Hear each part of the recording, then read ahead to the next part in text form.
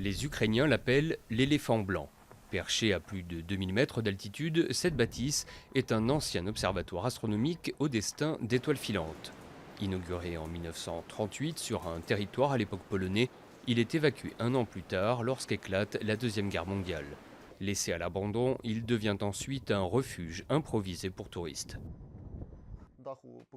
Il n'y avait pas de toit, tous les étages s'étaient effondrés, ce qui a produit un amoncellement de briques, de pierres et par-dessus les ordures que les touristes ont laissées là pendant des années.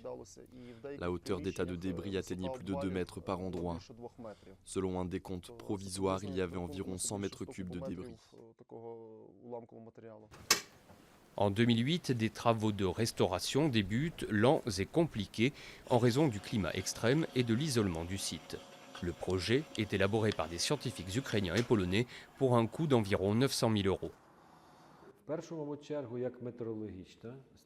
Avant tout, il pourrait servir de station météorologique pour fournir constamment des données en régime automatique.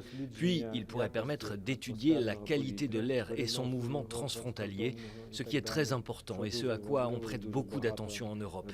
Et enfin, on pourrait effectuer des recherches astronomiques. Situé dans le parc national des Carpates, l'ancien observatoire est aussi un endroit privilégié pour profiter d'une faune et d'une flore exceptionnelles, à même de séduire les touristes. C'est dommage de ne pas avoir de site comme celui-là réparti sur l'ensemble de cette zone de la montagne noire. L'observatoire pourrait donc devenir le premier jalon d'un tourisme moderne en Ukraine, à l'image de ce qui existe déjà dans les pays européens. Avec seulement 60 nuits sans nuages par an, le site de Pipe Ivan est bien loin des standards actuels pour observatoires astronomiques. Mais s'il arrive à se faire connaître, il pourrait s'assurer enfin un avenir près de 80 ans après sa naissance.